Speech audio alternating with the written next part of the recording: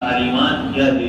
جیسا کہ پہلے بھی بتایا تھا کہ آج کل جو حالات ہیں اس کی وجہ کیا ہے؟ آپ صلی اللہ علیہ وسلم نے پہلے کی پیشین گوئی فرمائی تھی کہ سب دشمنان اسلام مسلمانوں کے خلاف ہو جائیں گے اور مرض لگ جائے گا۔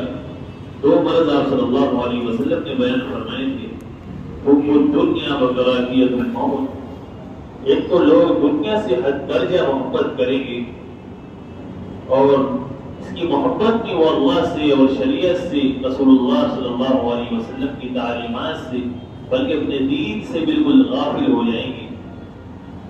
دوسری وجہ یہ فرمائی تھی رسول اللہ صلی اللہ علیہ وسلم نے کہ موت کا ڈر اور خوف مسلمانوں کے دلوں میں راسخ ہو جائے گا، ایسا ڈر بیٹھ جائے گا موت سے بہت زیادہ ڈرنے لگیں گے۔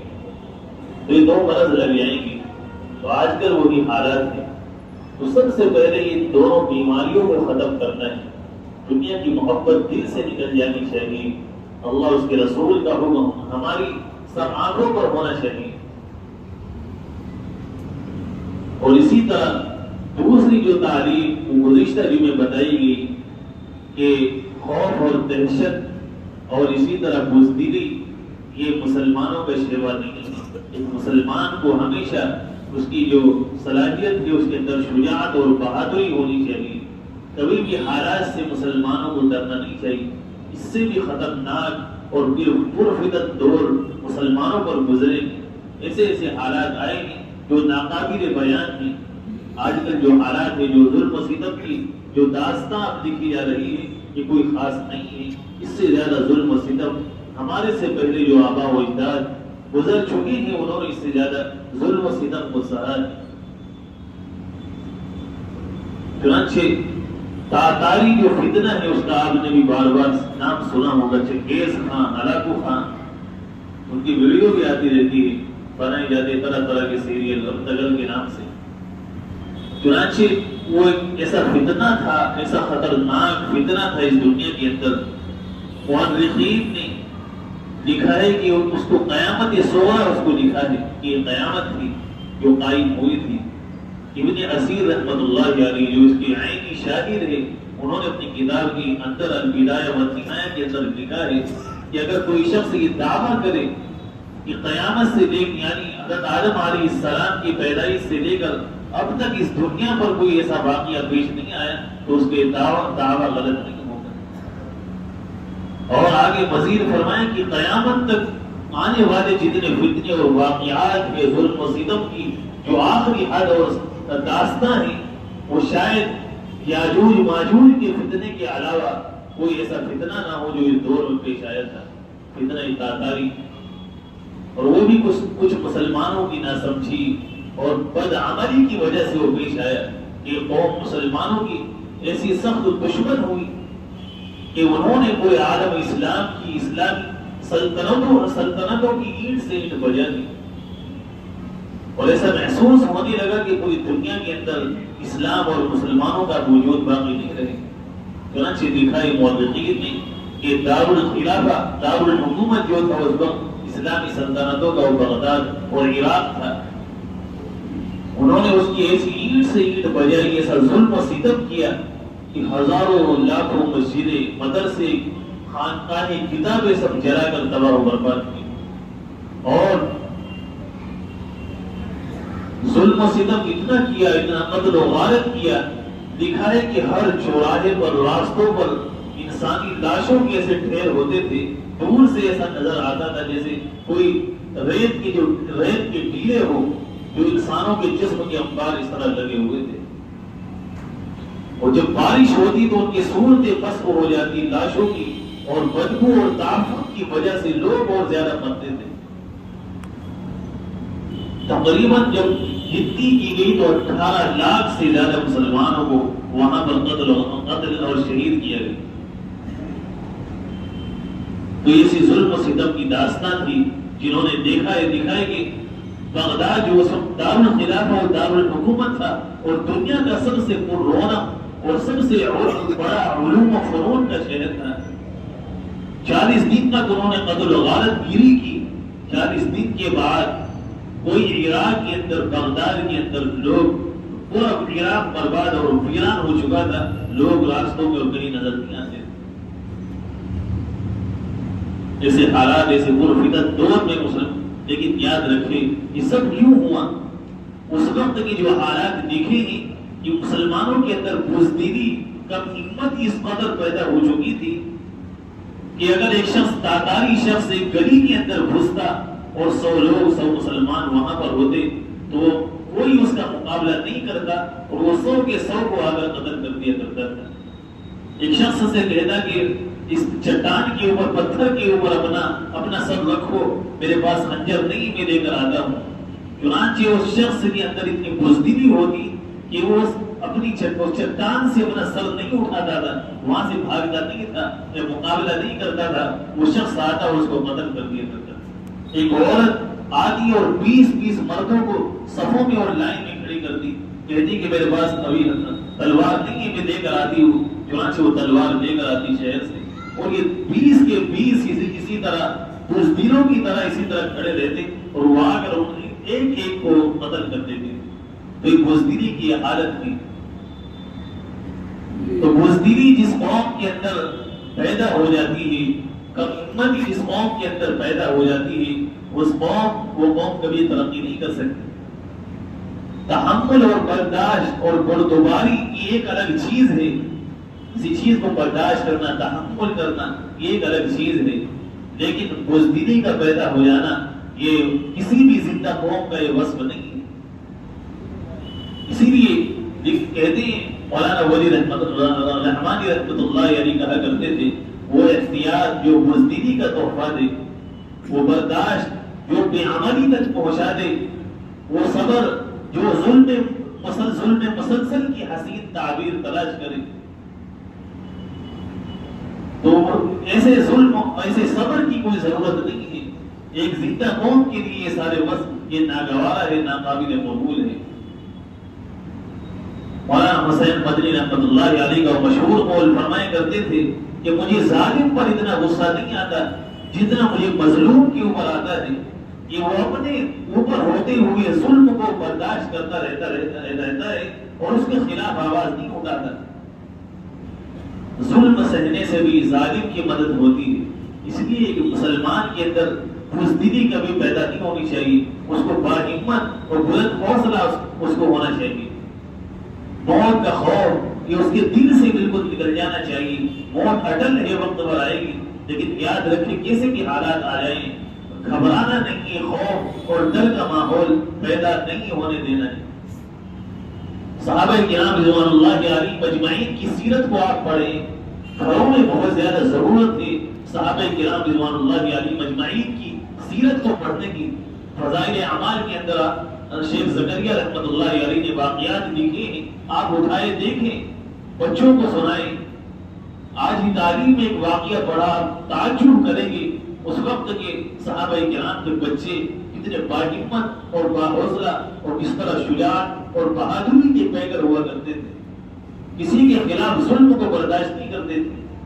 آج حالات ہمارے یہاں کے حالات دیکھیں، کوئی کسی پر ظلم کر رہا ہے تو سب لوگ کھڑے ہو کر تماشا دیکھیں گے، اس طرح گزرتے ہی جیسے کچھ نہیں ہو رہا، بلکہ ہاں ویڈیو گرافی کرنی شروع کر دیتے ہیں.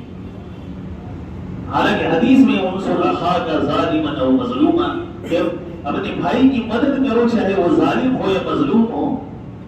مظلوم کے ہاتھ کو روکے، ظلم سے اس کو روکنا یہ اس کی مدد ہے. چنانچہ کسی بھی قوم کے اوپر یا کسی بھی برادری سے وہ تعلق رکھتا ہو، اس کے اوپر زیادتی ہو رہی ہو، اس کے دین پر، اس کے مال پر، اس کی عزت و آبرو سے کیا جا رہا ہو، تو ایک مسلمان کو، سچا جو مسلمان ہے اس کو کبھی خاموش نہیں رہنا چاہیے. اس کو اس کے خلاف آواز اٹھانی چاہیے جہاں تک طاقت ہو، قانونی دائرے میں رہتے ہوئے. چنانچہ دکھائے واقعے کے اندر کہ آپ صلی اللہ علیہ وسلم کے اونٹ مدینے سے باہر کسی جگہ، ایک غابہ ایک جگہ تھی، وہاں پر چلا کرتے تھے. ایک مرتبہ اونٹ چل رہے تھے، ایک صحابی ان کو چلا رہے تھے. اچانک ایک قوم نے، ڈاکوؤں نے ان پر حملہ کیا اور جو صحابی تھے ان کو بھی شہید کر دیا، اور سارے جو اونٹ تھے آپ صلی اللہ علیہ وسلم کے جو بیت المال کے تھے ان سب کو لے کر لوٹ کر وہ نکل گئے. چنانچہ سلمہ ابن الاکوع رضی اللہ عنہ اس وقت اپنی تیر کمان لیے ہوئے ادھر سے گزر رہے تھے، ان کی نظر پڑی، ایک ساتھی کو انہوں نے شہید کر دیا اور پیارے نبی کے اونٹ بھی انہوں نے چھین لیے۔ تو ان کی آپ ہمت کو دیکھیے، آپ تعجب کریں گے، ایک 12 یا 13 سال کا لڑکا، دیکھیے یہ تاریخ کے اندر لکھا ہے کہ ان کی عمر اس وقت 12 یا 13 سال تھی۔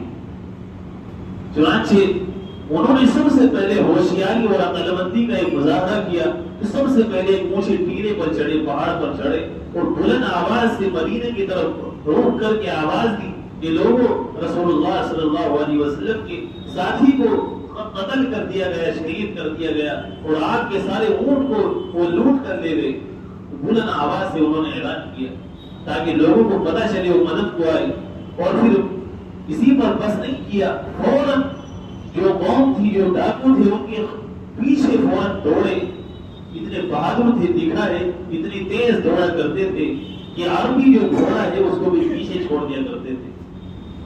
عربی گھوڑا ان کو پکڑ نہیں سکتا تھا دوڑ میں، اتنے تیز یہ دوڑا کرتے تھے اور تیر اندازی میں بھی اتنے ماہر تھے۔ چنانچہ آج ہمارے بچوں کو دیکھیں کیا حالات ہے، پتنگ اڑانے کے علاوہ یا اسی طرح پب جی اور یہ اس طرح کے گیم کھیلنے کے علاوہ ان کو کچھ نہیں آتا، اور نہ ہی کوئی دینی ان کی کوئی تربیت ہے، قرآن کریم کوئی صحیح سے پڑھنا نہیں جانتے، لیکن لوگ خوش ہے کہ وہ انگلش بول رہا ہے، اچھی انگلش وہ بولنا سیکھ جائے، یہی اس کے لیے کمال تربیت ہے لوگوں کے۔ چنانچہ سلمہ بن الاکوع رضی اللہ عنہ دوڑے، اتنی تیز دوڑے اور تیروں کی ایسی بھرمار کی اکیلے بچے نے کہ وہ لوگ سوچنے لگے کہ شاید کوئی قوم ہے جو پیچھے سے ہمارے اوپر حملہ کر رہی ہے۔ اتنے تیر ایک ساتھ انہوں نے پھینکے، سمجھے کہ پیچھے سے پوری قوم تیر پھینک رہی ہے۔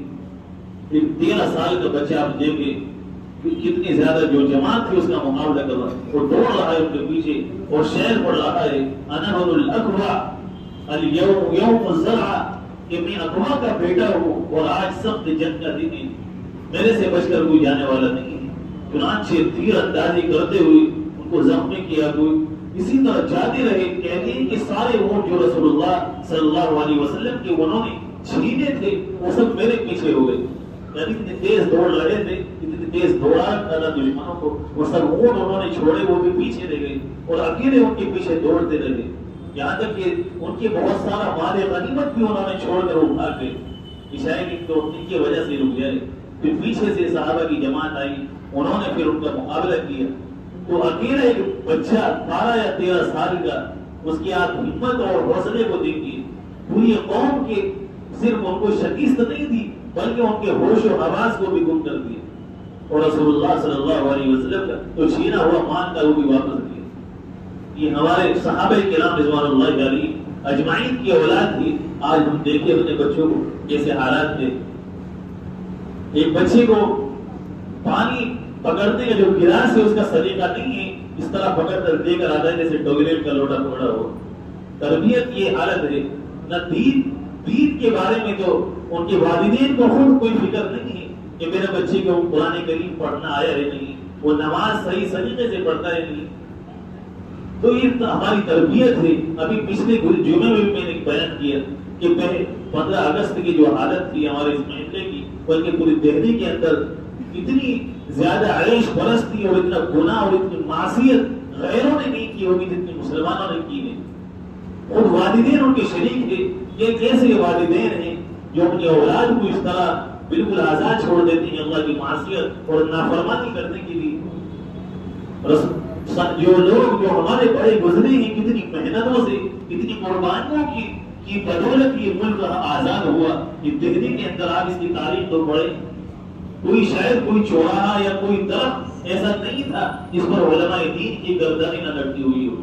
یہ جو آزادی ہے یہ ہر شجر سایہ دار پر لٹکی ہوئی ان سروں کی صدقہ ہے جن کی بدولت ہم کو آج آزادی ملی۔ اور لیکن ہماری آزادی منانے کا یہ طریقہ لوگوں کو اگر سمجھایا جائے تو یہ کہتے ہیں کہ ہم سب لوگ کر رہے ہیں، کہ ہم نے بڑوں کو اسی طرح کرتے ہوئے دیکھا ہے۔ یہ ان کی دلیل ہے، وہی مشرکانہ دلیل جو کفار مکہ دیا کرتے تھے، وجدنا علیہ آباءنا۔ ان کو کہا جاتا کہ دین پر آ جاؤ، صحیح راہ ہدایت پر آؤ، وہ کہتے کہ ہم نے اپنے ماں باپ کو بڑوں کو اسی طرح دیکھا ہے قرآن کریم نے کیا خوبصورت جواب دیا ہے، اولو کان آباؤہم لا یعقلون شیئا ولا یہتدون، کہ اگر جو ان کے ابا ہے، جو ان کے والدین یا آبا و اجداد ہے، اگر وہ بیوقوف ہو، ان کے اندر عقل نہ ہو، کیا پھر بھی تم ان کی راہ پر چلو گے؟ تو اگر کوئی غلط کرے تو اس کی اتباع نہیں کرنی چاہیے۔ یہ دن تو ایسا ہوتا ہے کہ اس دن ڈرے، ان شہداء کو یاد کرے، ان کے لیے قرآن کریم پڑھ کر ایصال ثواب کرے۔ 14,000 علماء کو اس قدر پھانسی انہوں نے دی ہے۔ حضرت مولانا عتیق الرحمان صاحب موجود ہے مسجد کے اندر، انہوں نے کتاب لکھی ہے، آپ ان کی کتاب کو پڑھیں، کیسے حالات بیان کیے گئے اس کتاب کے اندر، مسلمانوں پر کیا ظلم و ستم کی داستان یہ انہوں نے لکھی ہے، اور مسلمانوں نے کس طرح اس کا مقابلہ کیا۔ مسلمانوں کو، علماء کو خاص طور سے ٹارگیٹ بنایا گیا۔ لائن تھامسن ایک شخص ہے جس نے ہماری کتابوں کے اندر نہیں لکھا، انہوں نے اپنی کتابوں کے اندر خود لکھا ہے، انگریزوں نے اپنی آنکھوں کے دیکھا ہوا حال لکھا ہے کہ میں اپنے خیمے کے اندر، ایک دہلی کے اندر ایک خیمے میں گیا جس میں میں رہتا تھا، وہاں مجھے ایک بدبو جلنے کی، لاشوں کی جلنے کی بدبو آئی۔ میں خیمے کے پیچھے گیا تو دیکھا، میں حیرت زدہ رہ گیا کہ ایک بہتی ہوئی آگ ہے، انگارے ہیں، اور 40 علماء کو بالکل ننگا کر کے ان کو لایا گیا اور لا کر اس آگ اور ڈالا، ڈالتے ہی وہ جل کر وہ راکھ ہو گئے۔ پھر اس کے بعد 40 اور علماء کو لایا گیا اور ان سے کہا گیا کہ تمہارا بھی یہ حال کیا جائے گا، تم اس جد پر بچ سکتے ہو، تم یہ کہہ دو کہ 1857 کی جو لڑائی ہے ہم اس میں شریک نہیں تھے۔ کہتا ہے اپنے پیدا کرنے والے کی قسم کھا کر وہ لکھتا ہے کہ 40 کی 40 علماء نے مرنا گوارا کیا، جل کر راگ ہو گئے، لیکن کسی نے یہ نہیں کہا کہ ہم لڑائی میں شریک نہیں تھے۔ یہ سی قربانیوں کی بدولت یہ ملک آزاد ہوا، لیکن آج ہماری قوم اپنے آبا و اجداد کی ان قربانیوں کا جشن یہ اس معصیت اور گناہ کے ذریعے مناتی ہے۔ ڈی جے بجتے ہیں، ناچ گانے ہوتے ہیں، خود نوجوان بچیاں بھی چھتوں پر رہتی ہے، والدین کو ان کی غیرت ایسے گوارا کر دیتی ہے، تعجب کی بات ہے۔ اس کی ضرورت ہے کہ ہم ان چیزوں پر، کچھ چیزوں کو چھوڑیں، جو چیزیں غلط ہوتی آ رہی ہیں ان کو چھوڑیں، اور یہ نہ دیکھیں کہ پہلے سے یہ چلتی آ رہی ہے، جو غلط ہے اس کو فوراً اس سے رک جانا چاہیے۔ تو جو تعلیم ہے اسلام کی، ایسے حالات میں ایک مسلمان کو کبھی حالات سے گھبرانا نہیں چاہیے، ڈر اور خوف اس کے دلوں کے اندر، ان کے دلوں کے اندر پیدا نہیں ہونا چاہیے۔ صحابہ کرام رضوان اللہ علیہم اجمعین کی سیرت کو ہم پڑھیں، کیسی آپس میں ان کی دشمنیاں تھی پرانے زمانے کی، 40 سال تک لڑائیاں چلتی تھی، لیکن رسول اللہ صلی اللہ علیہ وسلم نے جو ان کی تربیت فرمائی، کیسی محبت اور بھائی چارہ ان کے اندر پیدا ہوا کہ دنیا کی ساری طاقتیں اور سارا مال و دولت خرچ کر کے بھی ان کے درمیان محبت اور اتفاق پیدا نہیں کیا جا سکتا تھا۔ قرآن کریم نے اس کو خود کہا ہے، اور اسی طرح صحابہ کرام رضوان اللہ علیہم اجمعین ان کی جو حالت تھی ان کو پڑھیں، وہ فقر و فاقے میں تک دستی میں کبھی حالات سے نہیں ڈرتے، مال و دولت ان کے دلوں کے اندر اکڑ اور گھمنڈ اور تکبر پیدا نہیں کرتا تھا، اللہ کی زمین پر اکڑ کر چلنے کا خیال ان کے دل میں نہیں آتا تھا، وہ مظلوموں کے مددگار اور انصاف کے علم بردار ہوا کرتے تھے۔ پوری دنیا کو انہوں نے انصاف اور عدل و انصاف سے انہوں نے بن دیا، اسی لیے پوری دنیا کو اللہ تبارک و تعالیٰ ان کی قدموں میں لا کر ڈال دیا۔ تو ضرورت ہے صحابہ کرام کی سیرت کو پڑھیں، قرآنی تعلیمات اور جو تعلیمات جو ان کو اپنے گھروں میں عام کرے، تو یہ ڈر اور خوف کا ایک ماحول یہ ہمارے دلوں سے نکل جانا چاہیے۔ اللہ تعالیٰ ہم سب کو ان باتوں پر عمل کی توفیق عطا فرمائے۔